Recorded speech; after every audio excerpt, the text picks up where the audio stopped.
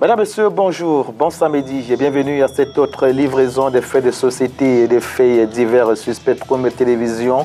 D'entrée, saluons le doigté de Roland Mbappé qui a reçu la réalisation ce jour. Le son est assuré comme des traditions par Zipierre. Et si nous allions tout de suite du côté de PK10, où bon nombre de personnes s'interrogent, orphelinat ou maison familiale, voilà la question qui taraude les esprits dans cette partie du Cameroun, au vu des réactions qui s'opposent les unes des autres. Il s'agit de ces enfants retrouvés dans une maison au quartier PK10, on le disait, dans le 3e arrondissement de la ville de Douala. La lettre est partie d'une sœur catholique. Cette dernière, alors qu'elle menait comme de tradition l'une de ses activités dans ce coin, a été choquée par des signes comportementaux on ne peut plus étranges d'un enfant ou d'un de ses enfants qu'elle a vu déambuler dans les environs. C'est à la suite d'un interrogatoire improvisé qu'elle va découvrir le poteau rose. Et du coup, elle alertera les affaires sociales qui, à leur tour, saisiront les forces de l'ordre et de sécurité pour une descente musclée dans ce domicile qui donne lieu d'un orphelinat. Seulement, la propriétaire rejette en bloc cette lecture des faits. Certains enfants interrogés font étalage de ce qu'ils subissaient, la maltraitance au quotidien. Écoutons à ce propos la réaction de cette sœur catholique qui a lancé la lettre. Expliquez-nous un peu, qu'est-ce qui vous a touché le plus quand vous avez découvert ces enfants? I visited a friend below Tradex Pekadis, and just adjacent to our house, that's where these children reside. And I noticed one of them very tiny. So when I asked her, "Do you know these children? Who is their mother?" She said the children are many there, but she doesn't know. She has never met their mother. She has just seen a girl of about 16 who takes care of them. So I called the children and asked them, "Have people eaten since morning?" They said they haven't eaten since morning. I said, okay, and then that explains why the children are looking the way they look. And I asked, okay, where is your mother? And they said the lady who brought them there has traveled somewhere to Yaoundé. She brought them all the way from a village in Yaoundé. They are from different villages, actually. And what you notice is that they are from about 5 different families. That's some are 2, some are 3, some are 4. And so I decided that I will contact the social welfare service so that they can better see how to manage these children. Because as you can see for yourselves, they are not looking healthy. Dans la même veine, écoutons la réaction de la responsable des affaires sociales. Elle s'exprime au micro de Jules Port pour le compte de l'autre info.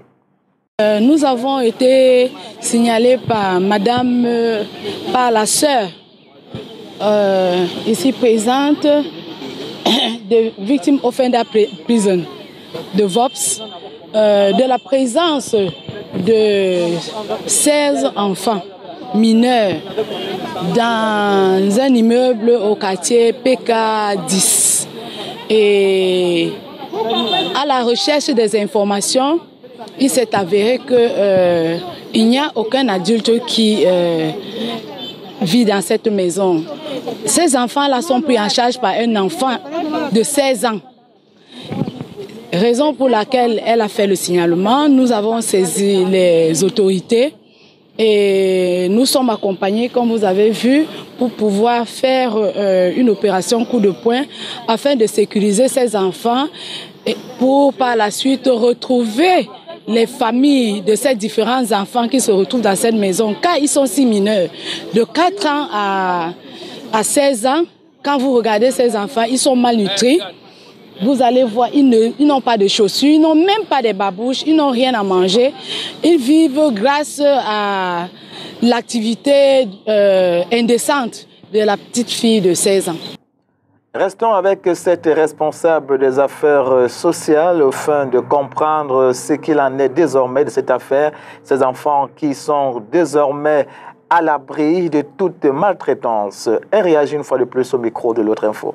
Pour l'instant, les autorités étant déjà au courant de tout, nous travaillons en collaboration avec la sous-préfecture compétente, également les structures d'encadrement de ces enfants-là.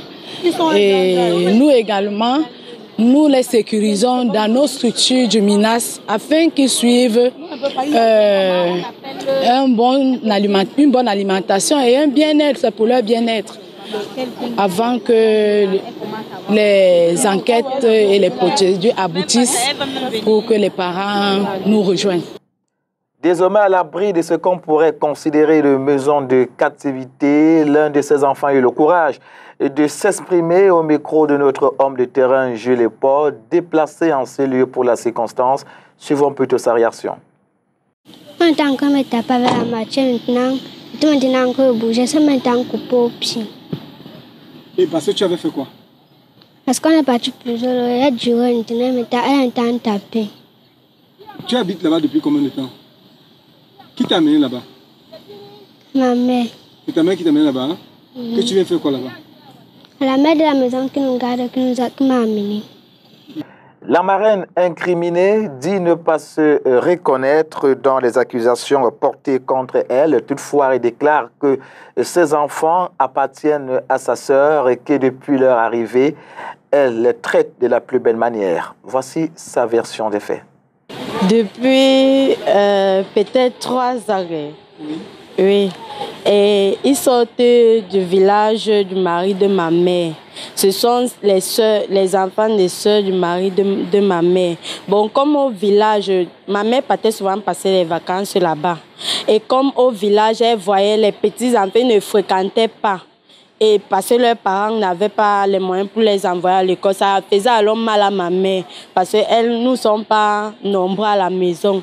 C'est comme ça qu'elle les a alors pris, venir rester avec eux. Et chaque décembre, leur mère vient souvent leur rendre visite là. C'est comme ça qu'on s'est seulement retrouvé que bon, ces dames ont débarqué, venu donner la convocation. Il n'y a même pas de plaque orphelinat, mais je ne sais pas où ils sortent avec ça, que c'est l'orphelinat. Et ces enfants sortent d'où?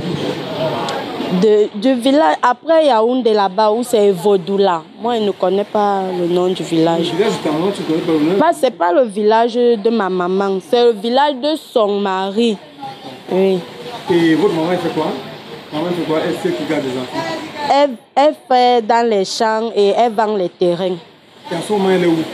Elle est au village pour faire les plantations. Le village de son mari. Et qui garde ses enfants? C'est moi et ma petite soeur. Qui les moyens pour les garder? C'est elle qui envoie souvent l'argent. Parfois, avant de voyager, elle fait les achats. Elle laisse dans la maison. Parfois, elle envoie l'argent. Ils vont à l'école? Oui, ils vont à l'école. Il faut quelle classe? Il y a le primaire, il y a la maternelle parmi eux et le primaire, il y a même le secondaire parmi eux. Que prévoit la loi dans ce genre de cas? Toujours est-il que nous sommes encore dans les hypothèses. Souvent, de nouveau, la responsable des affaires sociales au micro de l'autre info. Il faudrait d'abord que les enquêtes soient poussées pour qu'on voit si ce sont des enlèvements, si c'est un orphelinat illégal. Et après les enquêtes, nous allons voir quelles sont les procédures à suivre. Parce que nous savons bien que le code pénal punit déjà le délaissement d'incapables. Ces enfants sont les incapables et puis ils vivent seuls. Pour sortir de cette affaire, je vous invite à présent à suivre quelques images captées par notre homme de terrain, Jules Paul. Ce n'est même pas malade, la malnutrition, et il n'y a pas de sang et tout ça. Elle est très pâle. Je suis occupée, je suis avec les enfants. On m'a dit qu'il y avait même un enfant qui était mort là-bas, ils ont mis dans le sac. C'est vraiment comme ça. Allô? Un enfant est mort parmi vous? Oui. Hein? Un enfant, votre ami est mort. C'est le quartier qui avait été mort. Votre ami est mort. Votre ami est mort. Il est où? Il y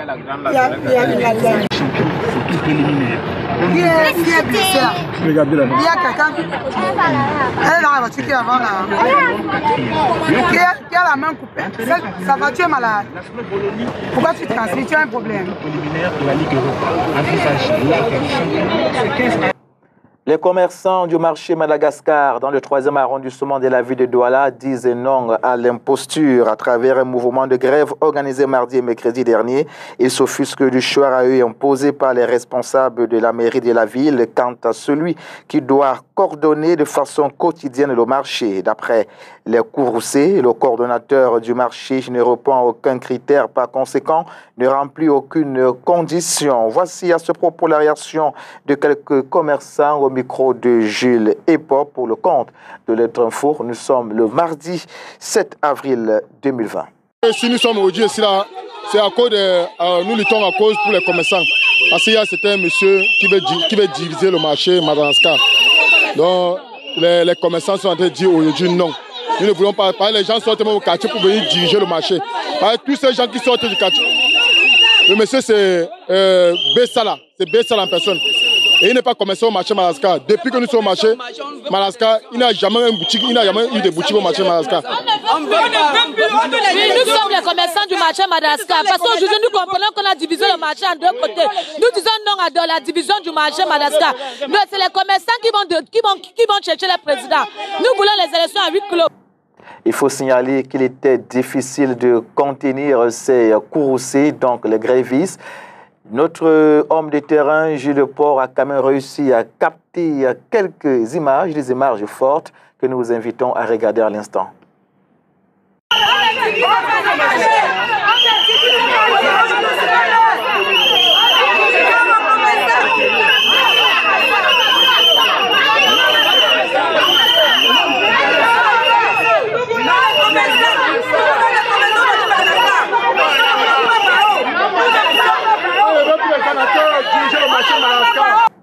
Alors que le préfet du département du Vouri menait une descente sur le terrain au fin de sensibiliser les commerçants des marchés d'Orbassi et Dakar quant aux règles édictées par les pouvoirs publics, les grévistes ont saisi cette opportunité pour exprimer leur ras-le-bol auprès de cette autorité compétente. Regardons ensemble l'échange qu'il y a eu entre le préfet du Vouri, Benjamin Mbotou, et le Kouroussé. Le maire de la ville a envoyé une circulaire. Il nous avait dit que l'administration provisoire qui a été désignée par l'ancien délégué avait été suspendue. Tout était suspendu. Nous avons constaté que cette administration continue à exister. Nous sommes partis donc à sa rencontre. Nous avons écrit une lettre, nous avons déposé au service de courrier de la mairie de la ville. Et on a rempli une demande d'audience. 2 semaines après, nous n'avons jamais été reçus. Mais seulement il s'est avéré que le préfet a commis un de ses collaborateurs le maire a commis un de ses collaborateurs de venir dans les marchés, prendre le pouls et lui donner un compte rendu. Mais ce collaborateur est passé au-dessus de la sécurité des instructions des collaborateurs du maire. Je ne cite pas les contemporains. Il se reconnaît. Le A4. Il est passé au-dessus des instructions du maire. Il est venu faire une élection par cooptation. Il a coopté des gens qui n'ont pas un étalage. Il n'y a pas eu élection. Il n'y a même pas eu. Comment on va régler ça? Le maire est là.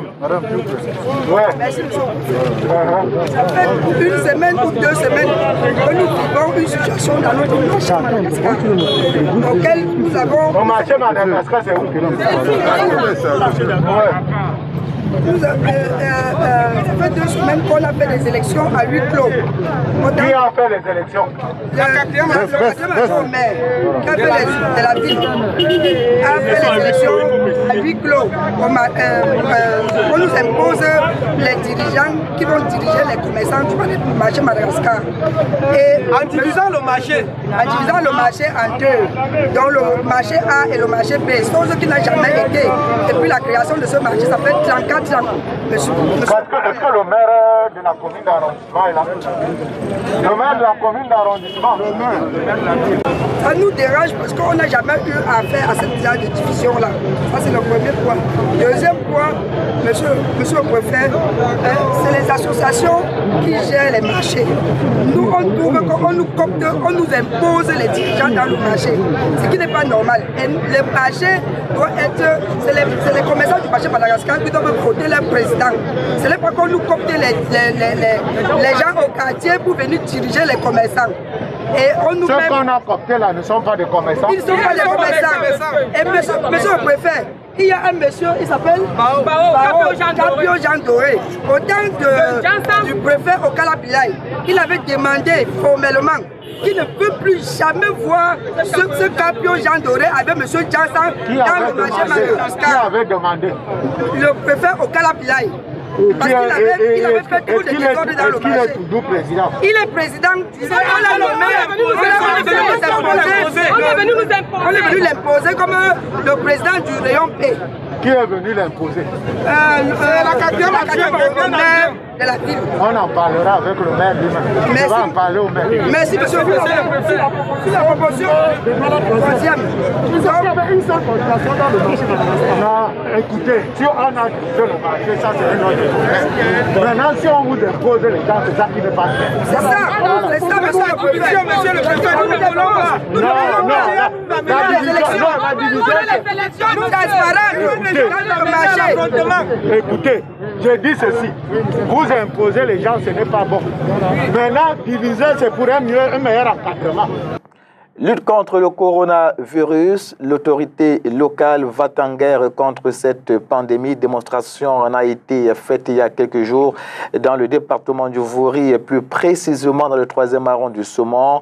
Benjamin Mboutou, le préfet du Vouri, a donc effectué une descente sur le terrain au fin de toucher du doigt tout ce qui est fait jusqu'ici pour amener les Camerounais, notamment les commerçants et les bensikineurs, à observer les règles barrières édictées par les pouvoirs publics et les règles d'hygiène de base.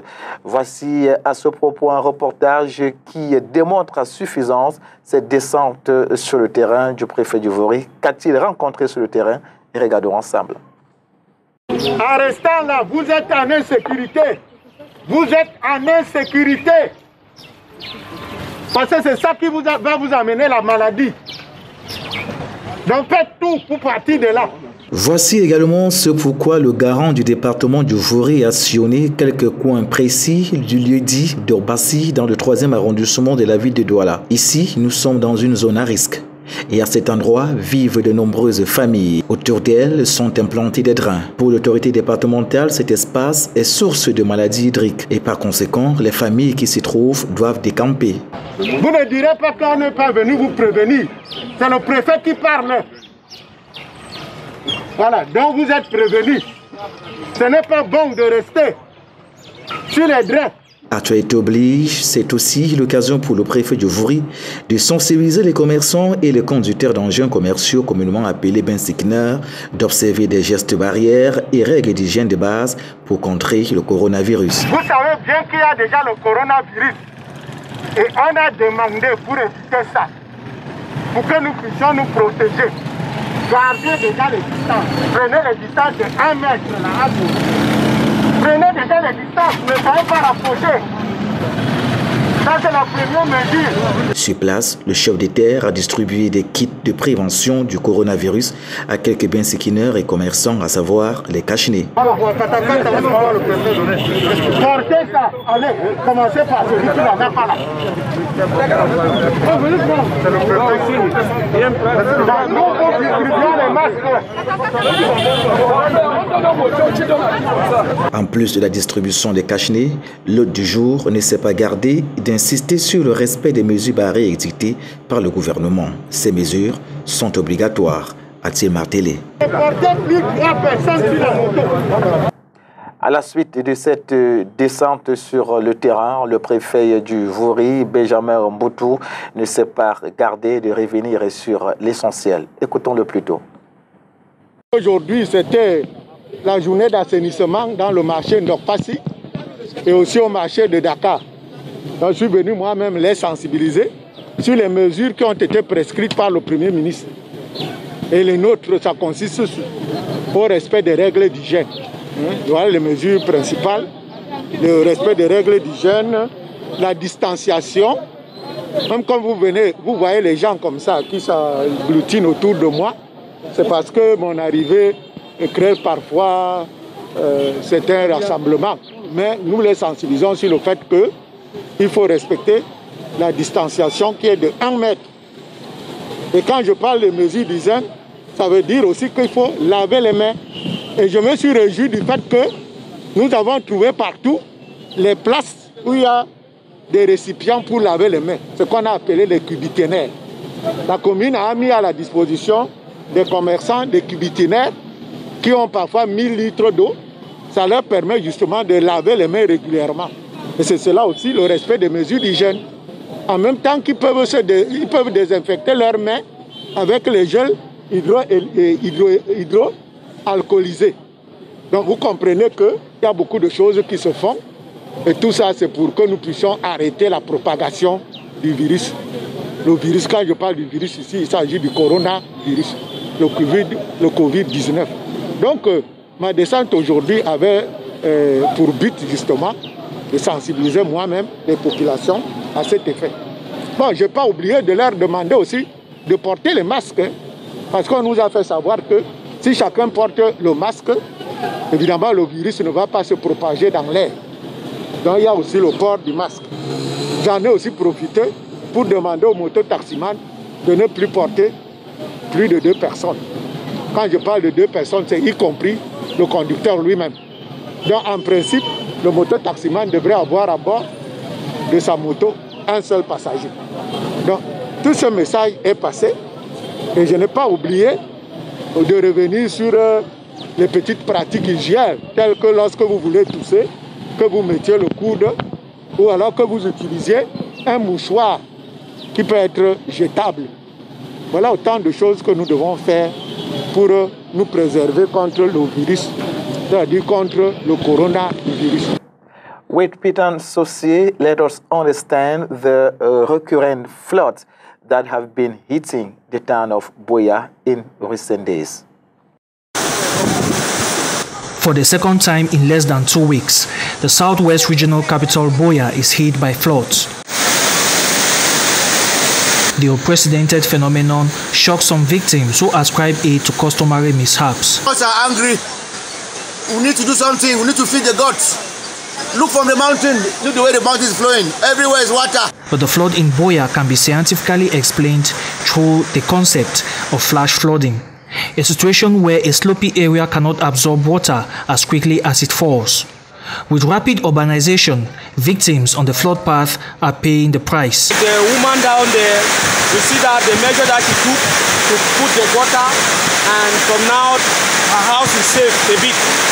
The water now has a clear passage. But for these people up here, they did not do anything. So that's why they are still facing the same impact. Experts say flash flooding can be prevented by good drainage systems, while locals must avoid constructing on waterways. The water is still coming from the mountain massively. It is a clear view from there that what we are seeing now, there's more to come.